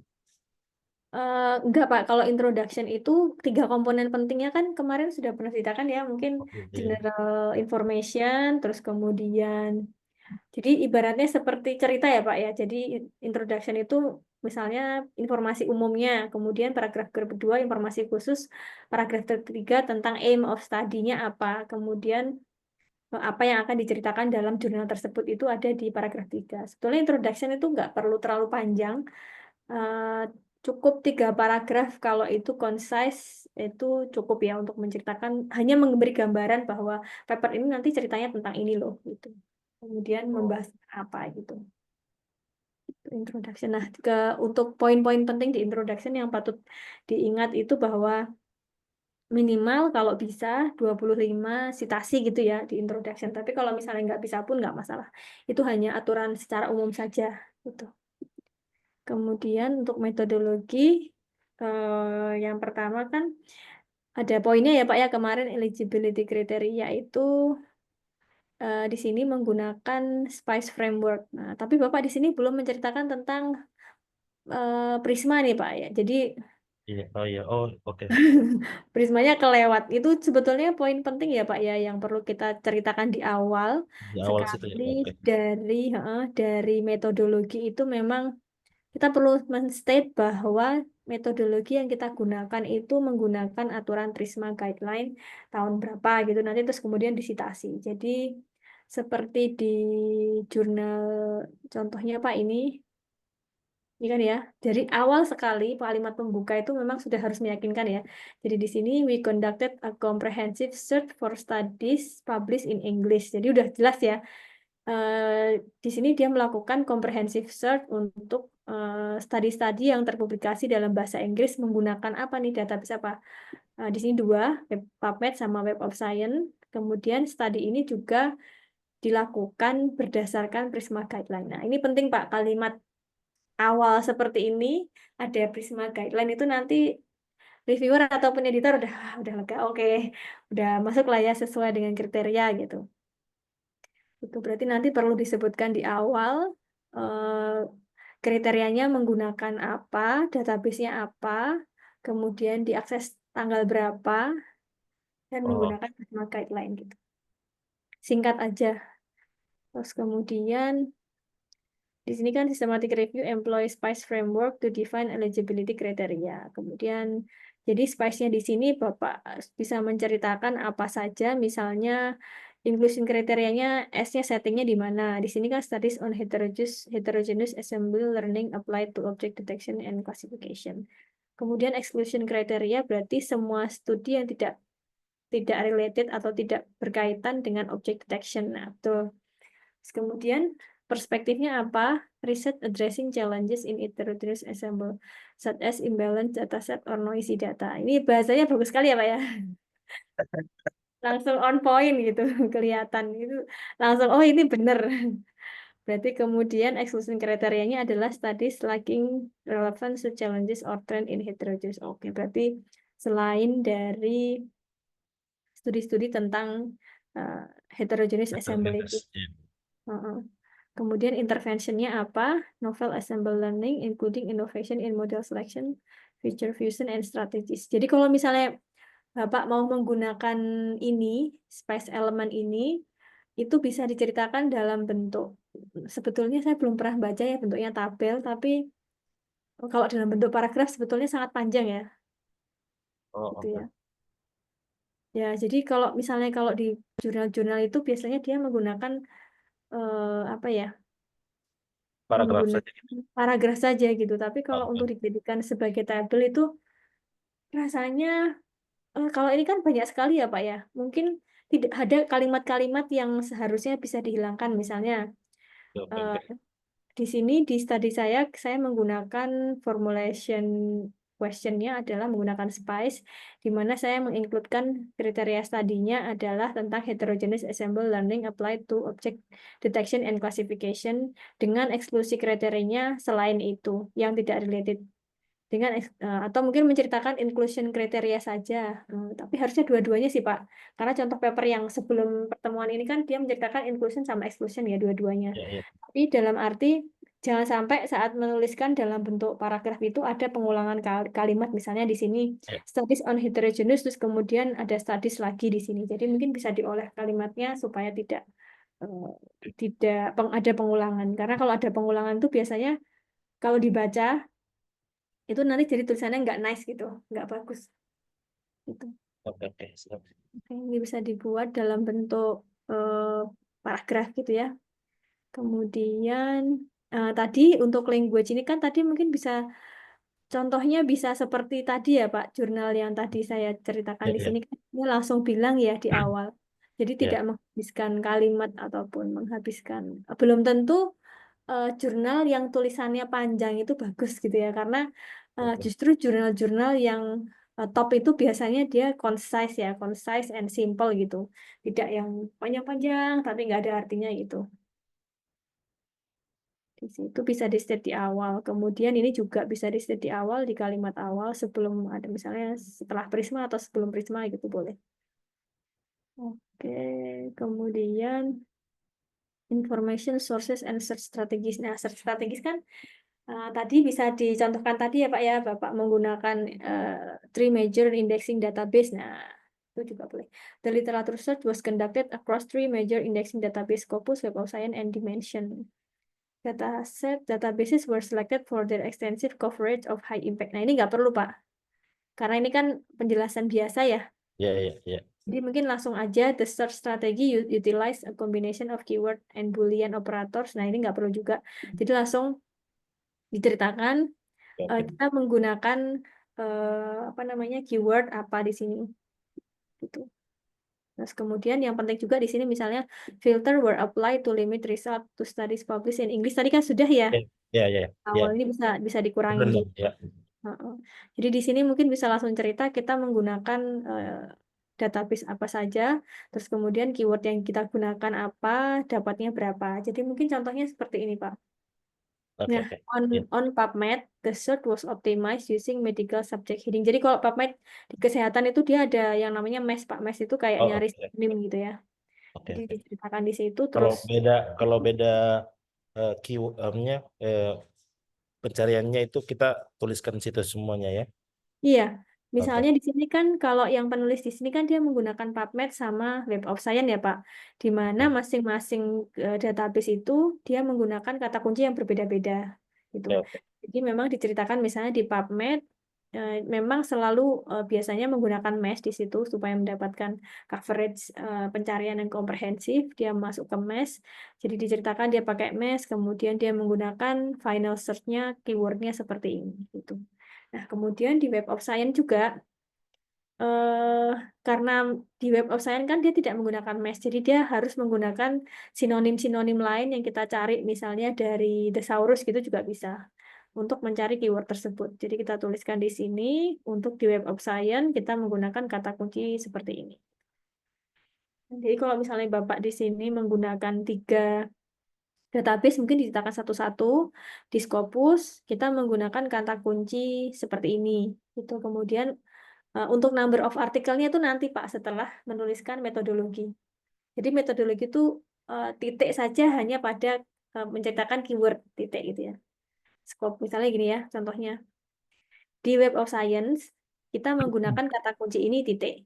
Atau Ya. di PubMed kita menggunakan kata kunci yang berasal dari MES yaitu 1, 2, 3, 4, 5 titik. Jadi tidak menceritakan jumlahnya karena jumlahnya nanti ceritanya ada di result begitu. Oke, oke.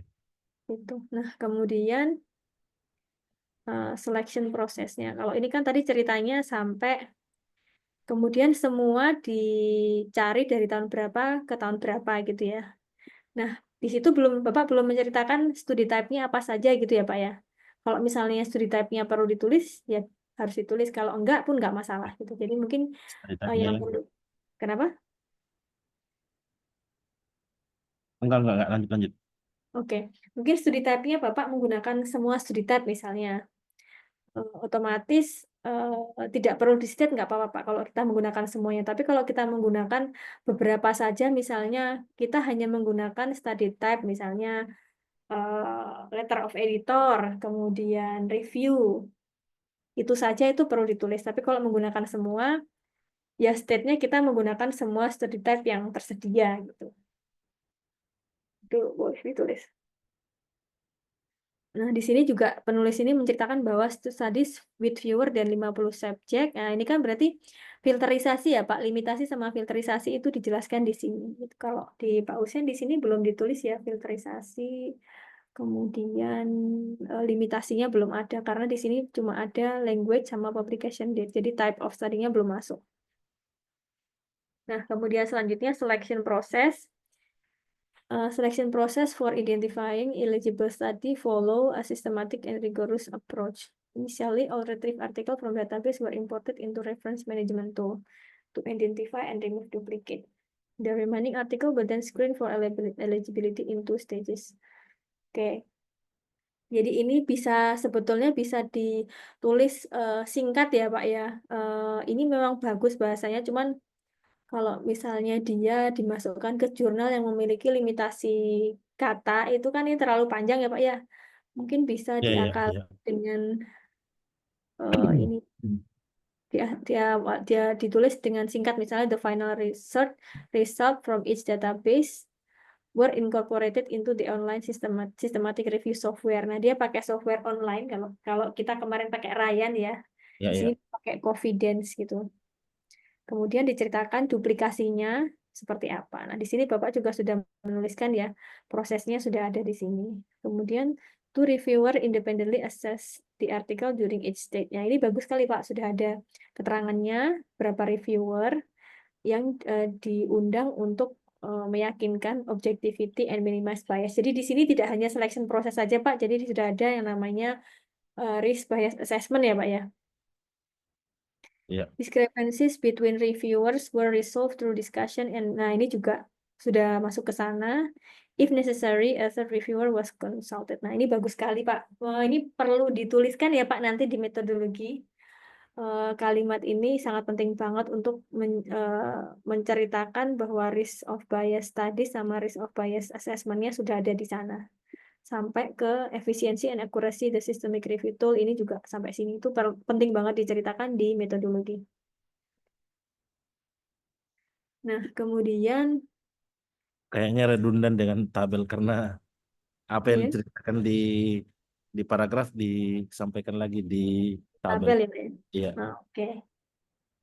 The inclusion and exclusion criteria as defined earlier were applied consistently throughout the process. The result of the selection process were documented in Prisma flow diagram to ensure. Ini nggak perlu ya Pak ya, ini nggak perlu diceritain karena ini kan kaitannya udah disebutin di awal karena udah menggunakan Prisma ya. Jadi nggak perlu disebut. Ini kan sudah ada ya Pak ya tadi. Jadi nggak perlu diulang. Oke. Terus kemudian masuk ke data collection process. Data extraction was conducted using a standardized form designated to capture all relevant information systemically. Data point collected included study characteristic. Nah, ini study karakteristik ini kan sudah disebutkan berarti Pak di awal ya, Bapak mau mengkarakterisasi apa saja gitu ya. Ya, oke. Kemudian intervention detailnya apa. Berarti nanti Bapak harus menceritakan resultnya karakteristik itu di bagian eh, result ya Pak ya. Studi Ya. karakteristik itu apa? Misalnya publication year. Dari publication year itu hasilnya apa. Kemudian di sana dari publication year-nya berarti nanti dibikin tabel, jurnal name-nya apa, country-nya apa, dipublish tahun berapa. Gitu ya Pak ya. Iya, iya. Terus kemudian intervention detailnya, misalnya algoritma yang digunakan apa, dataset employee-nya apa. Itu bisa dijadikan satu tabel nggak sih Pak kalau kayak gitu? Atau Eh, memang bisa sih. tulisan itu? Ya. Bisa Dipisah ya? kayaknya Oh, terlalu dipisah ya? lebar kalau Oh, oke. Terlalu lebar ya Pak ya? iya. Oke. Soalnya ada juga yang rencana target untuk jurnal yang saya mau targetkan itu dia Mhm. bentukannya juga itu 2 kolom, jadi agak agak susah saya bentuk Hmm. kolom. Iya. Hmm. Apa bisa ya kira-kira kalau misalkan ada halaman yang dia landscape gitu? Bisa, bisa Pak. Oh, Ada enggak yang masalah. seperti itu. Kalaupun misalnya bukan landscape, mungkin tabelnya yang dibikin landscape ke atas ke bawah gitu ada kok Pak. Oh, oke, oke, oke. Oh, itu bisa. Jadi nanti ditulis saja sesuai dengan yang Bapak inginkan. Misalnya dari Pak Husen maunya landscape. Nanti dari bagian publisher nanti itu Oke. akan ngeset gimana caranya supaya indah gitu. Jadi tidak perlu dipikirkan Pak, karena itu nanti yang terpenting bagi bagi apa namanya publisher itu adalah jurnalnya berbobot seperti itu. Nanti untuk masalah layout nanti dibantu mereka. Oke, oke, oke. Siap, siap. Gitu. Oke, terus ini tadi sudah bagus ya, data poin, karakteristiknya apa saja sudah dapat. Terus kemudian in case of disagreement, the reviewer resolve discrepancy through discussion. Ini tadi sudah ya ditulis di awal ya Pak ya, jadi mungkin nggak perlu Iya, diulang lagi. iya, iya, Additional corresponding author of study were contacted to clarify. Ini sudah di awal juga, iya, iya. ini nggak perlu. Oke, terus data points collected. Ini tadi sudah ya, sudah ada, Iya, iya, cuma iya. ini tabel gitu ya. Oke. Kemudian data item, the data collected were categorized into 3 main areas. Tadi karakteristik, intervention detail, and performance. Oh, berarti mungkin data item berarti data yang harus disajikan di bagian result itu ada 3 macam ya Pak ya. Iya, Jadi nanti yang studi karakteristik itu mencakup ini semua. Apa tadi? Mencakup ini ya, publication year, journal name, and country. Kemudian yang kedua, intervention detail sama performance. Jadi nanti di iya, result betul. ada 3 macam, Iya, 3 macam tabel gitu ya Pak ya. iya, iya. Oke. Yang Jadi karakteristik ya. yang inti sih sebenarnya yang tabel yang ini yang ada study karakteristiknya sama sampai ada performance metricnya. Yang ini. Itu kalau misalnya dijadikan satu bisa nggak Pak? Jadi nanti komprehensif banget. Oh, Atau malah lebih susah untuk menjelaskannya. Gimana Pak? nanti nanti saya coba lihat lagi. Oh, ya. Tapi kalau misalnya nggak bisa pun nanti bisa seperti ini Pak. Jadi dipisah-pisah gitu nggak apa-apa, malah justru mungkin lebih enak menjelaskannya ketika dia dipisah ya. Misalnya di sini mortality rate, misalnya mortality rate itu sebenarnya bisa dihubungkan dengan apa nih, antifungal susceptibility itu mungkin bisa, cuman jelasinnya susah Pak. Oke. Karena kadang-kadang ada studi yang nggak nyambung gitu kan, hasil dengan yang diharapkan itu nggak nyambung. Jadi mungkin memang lebih baiknya dibikin 3 macam kategori. Jadi di sini cara penulisan data item mungkin tidak sepanjang ini ya Pak ya. Iya, iya, oke, oke. Mungkin Boleh hanya, tanya, iya boleh, gimana Pak? ada tidak kemungkinan atau bisa tidak buat kalau eh, misalnya kita buat per kategori. Ya, kategori yang pertama itu tidak sama dengan artikel-artikel yang di kategori pertama tidak sama dengan artikel-artikel yang di kategori yang kedua gitu. Atau harus mirip semua, Hmm, harus sama semua ya. Enggak, enggak harus Pak, kan tergantung dari masing-masing tipe ini, Oh iya, tipe oke, studi oke. yang dituliskan. Kayak misalnya ini ya Pak ya. Di sini contohnya nih ya, di sini dia membahas tentang mortality rate. Nah, mortality rate itu kan dari misalnya si Ang- Hanggarkani misalnya hasilnya sekian. Terus kemudian nanti di poin yang kedua antifungal susceptibility juga belum tentu sama gitu, nggak Oh iya iya masalah. iya. Oh belum tentu sama, enggak masalah ya. Oke oke oke. Nggak masalah. Jadi misalnya nih dia yang kedua siapa tadi yang kedua? Kebetulan itu tadi sama ya. Yang 2018 Chandra siapa tadi? Chandra apa siapa? Nah, yang tadi 2018 yang ini juga Iya 2017 beda. iya Jadi iya nggak benar. harus selalu Oke. sama sesuai dengan tujuan kategorisasi itu sendiri-sendiri. Oh iya oke oke. Siap. Kan makanya dipisahkan karena emang mungkin ada sesuatu yang berbeda di sana. Iya iya oke oke. Oke, terus kemudian risk of bias assessment. The risk of bias assessment was performed to evaluate the quality and reliability of the critical appraisal skill program. Checklist was used to assess methodological rigor. Ini melakukan ini, Pak? Enggak. Cuma Enggak ya? gitu. Nggak apa-apa, Pak. Kalau bisa Iya malah itu iya lebih bagus. Tapi saya belum pernah pakai. Jadi nggak iya bisa iya kasih cerita apa ya, sharing gitu ya. iya. Risk of bias assessment tadi sudah ya. Yang to reviewer independently tadi sudah. Oke oke. Oke, terus kemudian effect measure di sini, the effect measure is in the systematic review focus on evaluating the performance and efficiency of effect measure di sini kan this included metrics such as accuracy, presisi, recall, F1 score, scalability. Ini dilakukan semua, Pak. Eh, ini kan sebenarnya hasil dari tadi kan ada yang kategori yang ketiga tadi. Ini kan Mm-mm. cari semuanya ini gitu, yang metriknya apa-apa sih mereka ukur untuk setiap.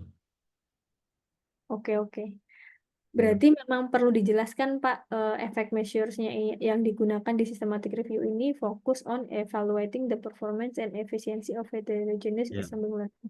This include metrics such ini perlu dijelaskan sampai dataset ini, Pak. Jadi ini perlu ditulis. Oke oke. Oke. Tapi description-nya nggak perlu sepertinya ya. Oh iya iya iya. Karena kan yang dibutuhkan hanya poin-poinnya effect measure-nya Iya apa saja sih yang diukur gitu. iya iya. Kemudian sintesis metodenya, sintesis of result combine both qualitative and quantitative approach. Qualitative synthesis identified pattern and them related to advancement and Asal gap itu investigation. asal Gimana, Pak? Gimana, Pak?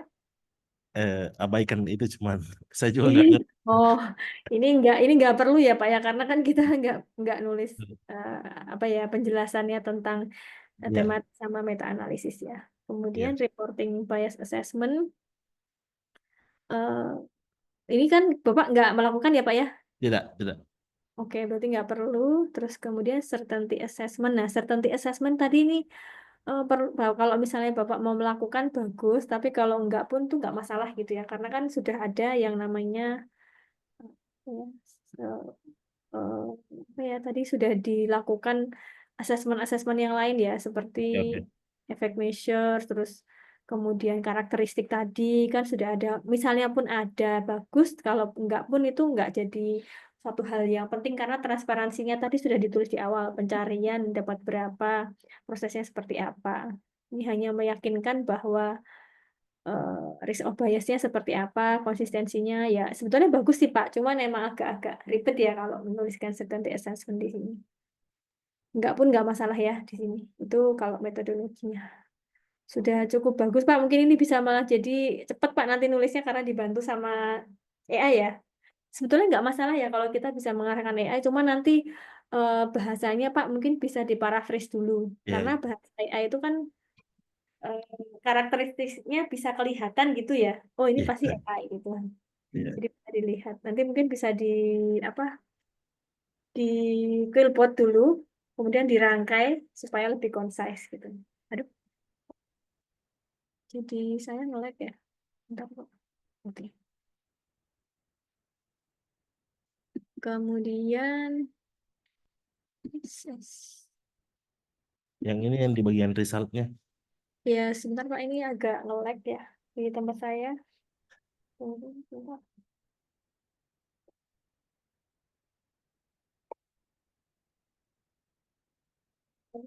Masih belum jalan. Ini ada di chat ada pertanyaan bukan ya? Oh bukan. Oke. Mohon maaf ya Pak masih nge-lag. Tunggu sebentar.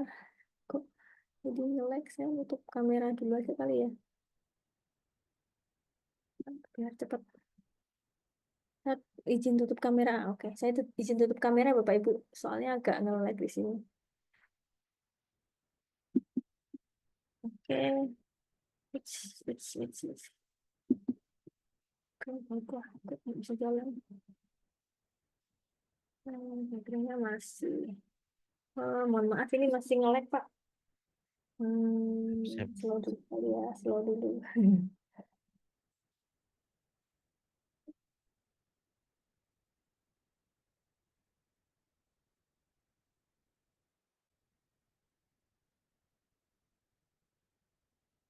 Oke, kita masuk ke apakah sudah terlihat di layar Bapak Ibu semua ya? Sudah. Atau mungkin sebentar ya. Ini tidak bisa diubah naik turun. Mungkin Mbak Gita bisa bantu share ya Mbak Gita ya?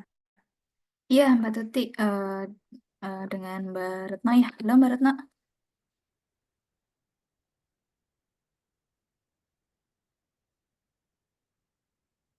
Bentar ya, Mbak Tuti ya.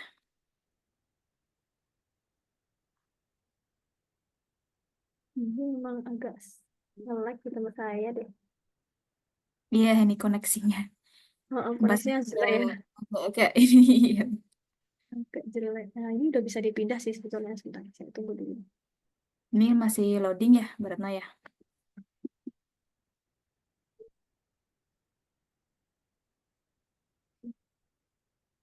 Saya udah bisa sih Mbak Gita, nggak apa-apa. Saya aja kali ya. Kalau masih loading ya.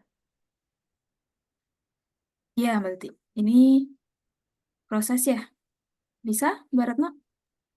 Gimana Mbak Tuti, apa saya? Saya aja deh. Udah bisa kok ini. Oke Mbak Tuti. Oke. Oke, jadi ini bagian result. Udah terlihat belum ya Bapak Ibu ya? Belum.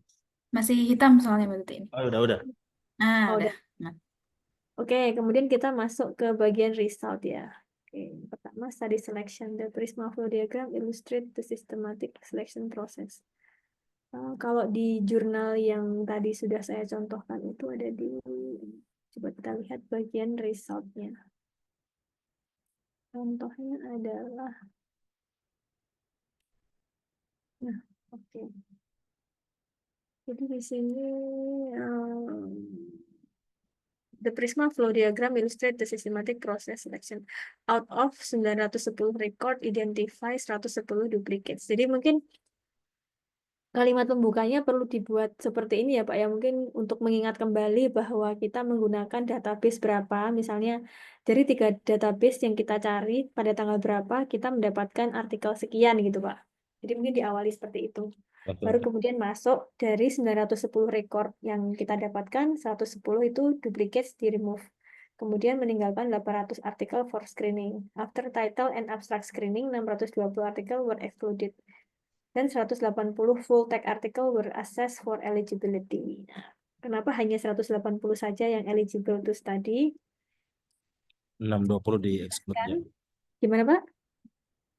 Yang 620 yang di-exclude kan? Ya. Oh iya, 680 diekskludkan ya. Berarti yang dicek kan cuma 180 ya. Ya. 180 following the full text review, 130 artikel were excluded for not meeting the criteria. Berarti yang diambil hanya 50 saja. Gitu. Nanti berarti reasonnya perlu ditulis, misalnya Ya. reason pertama kenapa dia diekskludkan Pak. Mungkin diceritakan setelah ini ya. Sebentar, belum keluar. Oh. Belum keluar ya. Ini sudah jadi pembuka kalimat result yang cukup bagus juga Pak, karena sudah menjelaskan apa namanya proses pencarian itu.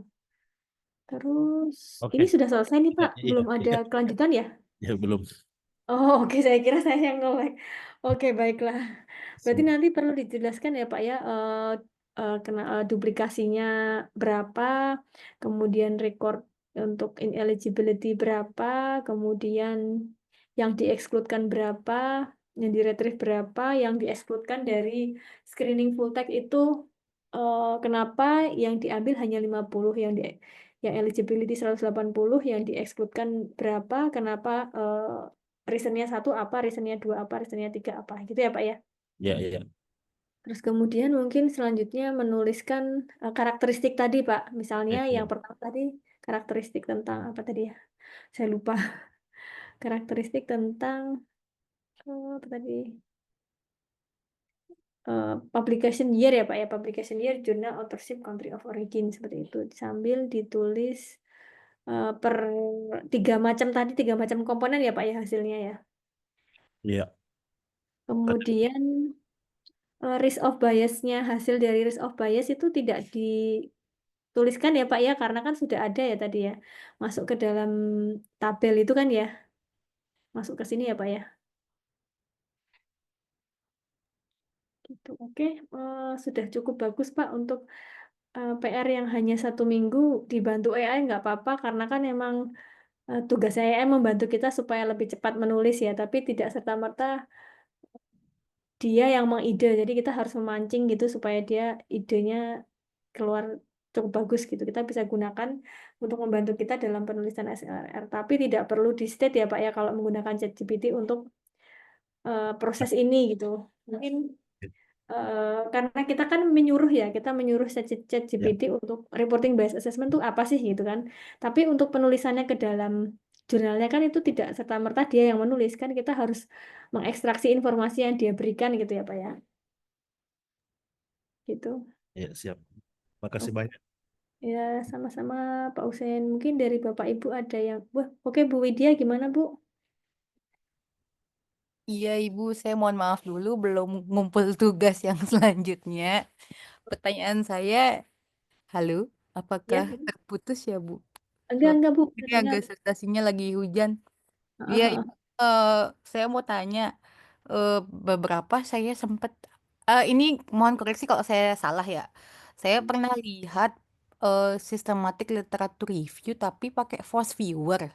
Itu heeh. memungkinkan nggak Bu? Karena kita dari awal tidak ada belajar force viewer, tapi saya pernah juga mengikuti di tempat lain gitu ya. Dia pakainya force viewer itu untuk bibliometri gitu.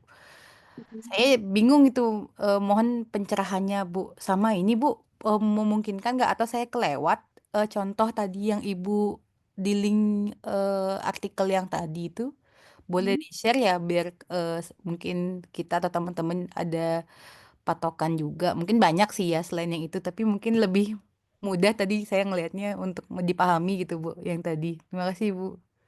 Sama-sama, Bu Widya, baik nanti saya share link papernya ya Bu ya. Nah untuk Force Viewer Bu, Force Viewer itu kan dia digunakan untuk apa ya? Untuk mengekstraksi data misalnya publication year gitu ya. Terus kemudian hubungan antara author satu sama author lain, terus kemudian keyword ya.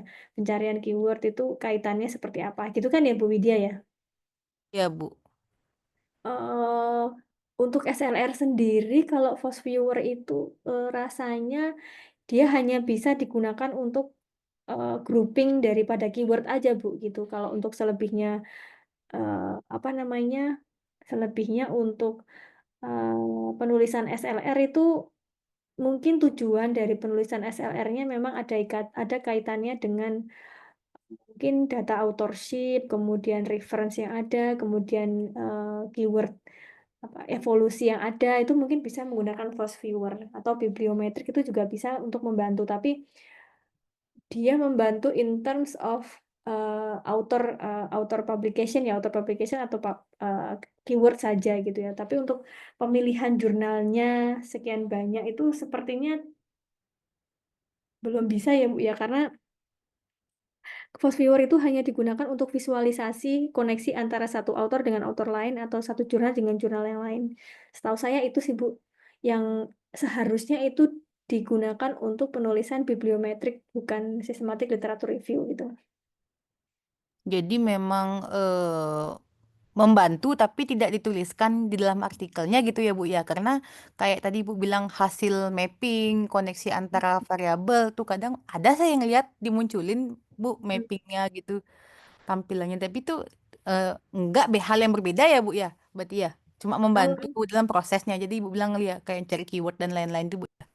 Nah, kalau untuk sebagai tools membantu pencarian keyword itu ditulis boleh Bu, tapi untuk mapping ya, mapping keyword satu dengan keyword yang lain itu kalau memang tujuannya dia bukan penulisan SLR untuk mapping keyword, itu sebaiknya nggak usah ditulis mappingnya gitu Bu, karena nanti membingungkan dia ini SLR atau bibliometrik gitu. Jadi kan memang harus dikembalikan dikembalikan ke rencana Ibu di awal, seperti yang sudah saya bagikan dulu, Bu.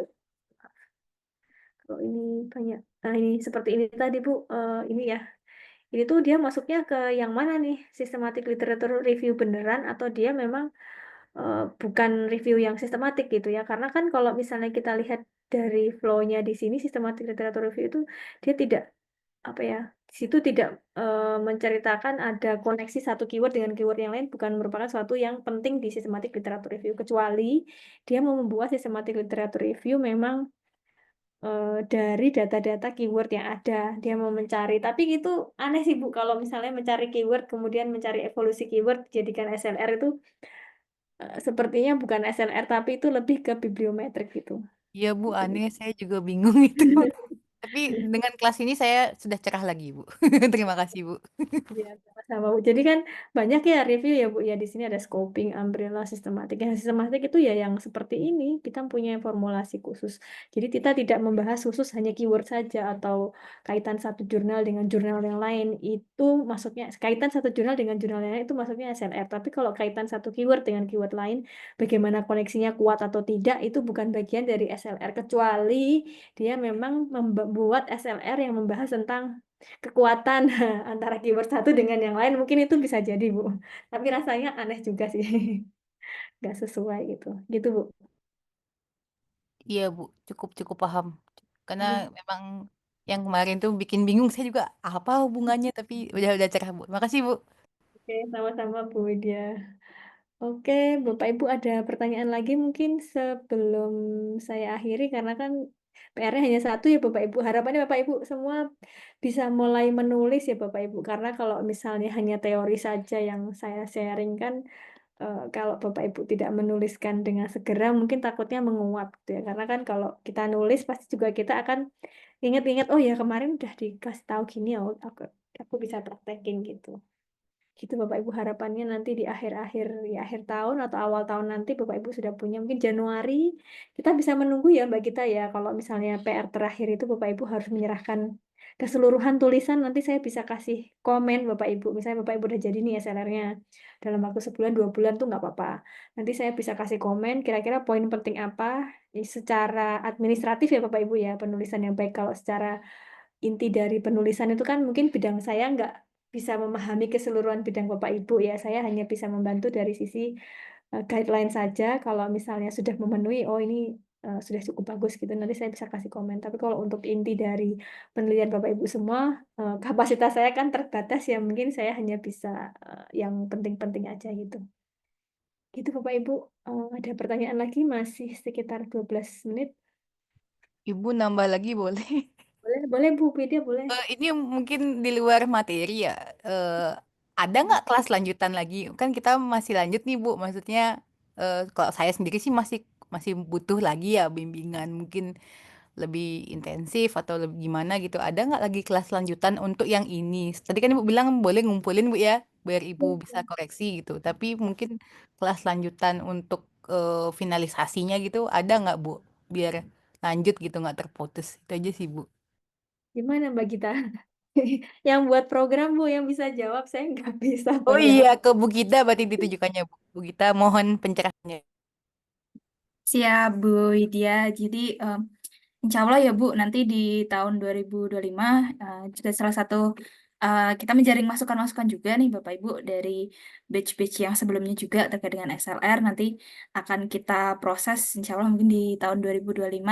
Mungkin kita juga akan ada apa namanya, mungkin ada tambahan-tambahan terkait dengan SLR juga seperti itu Bu. Nanti ditunggu informasinya ya Bu ya. Iya Mbak, makasih banyak biar nggak terputus ini ilmunya. Makasih ya Mbak, kami tunggu informasinya lebih lanjut Mbak. Siap, terima kasih Bu. Terima kasih Bu Widya, semoga semangat Bu. Bisa gol nembus Q1 Bu. Saya doain nih Bu. Amin Ibu. Oke, tuh. Baiklah. Ada pertanyaan lagi mungkin dari Bapak Ibu? Kalau misalnya nanti masih pas waktu selesai kelas ada pertanyaan, Bapak Ibu bisa langsung nanya ke WA, nggak apa-apa Bapak Ibu nggak usah eh, takut-takut dan malu-malu gitu. Kita pasti akan jawab ya Mbak Gita ya. Gitu. Ya, betul, berarti. Oke. Mungkin gitu dulu ya, karena mungkin tidak ada yang bertanya. Bapak Ibu, terima kasih sekali di akhir tahun ini Bapak Ibu sudah menyempatkan waktu yang sebetulnya moodnya sudah mood liburan ya. Itu jadi terima kasih sekali sudah datang dari pertemuan awal sampai akhir ini. Moga-moga Bapak Ibu semua ada sedikit yang bisa Bapak Ibu ambil ya dari 4 kali kelas pertemuan kita, yang mungkin bisa sedikit membantu ya penulisan SLR Bapak Ibu semua. Semoga dilancarkan penulisannya dan mohon maaf jika ada salah kata dari saya. Gitu ya. Dari saya tutup. Wassalamualaikum warahmatullahi wabarakatuh. Waalaikumsalam. Waalaikumsalam warahmatullahi wabarakatuh. Salam. Terima kasih Mbak Tuti, terima kasih Bapak Ibu. Ya, Mbak Gita, terima Selamat kasih merayakan tahun semuanya. baru 2025 Bapak Ibu. Oh iya, saya Terima mau kasih. ngucapin juga selamat tahun baru Bapak Ibu. Semangat baru tahun depan. Moga-moga bisa ketemu di lain kesempatan ya Bapak Ibu ya. Semangat selalu. Makasih. Terima kasih, Terima kasih. Mbak Terima kasih Gita. Bapak Ibu. Sampai jumpa lagi di sesi yang berikutnya Bapak Ibu. Kasih. Baik, izin live. Begitu saya